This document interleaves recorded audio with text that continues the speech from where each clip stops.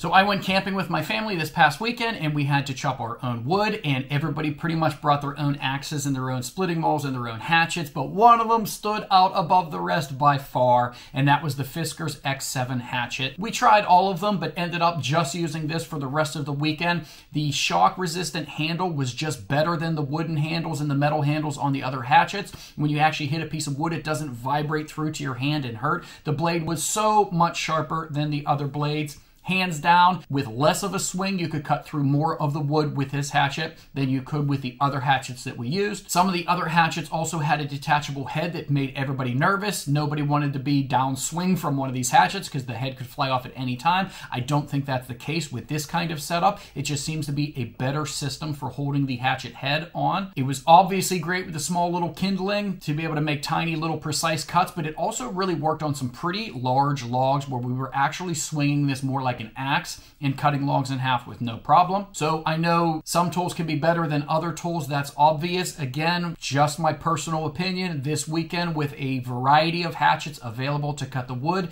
the Fiskars was by far the one that I had the most success with and that I felt the safest with. And for that reason, it is one that I would definitely recommend.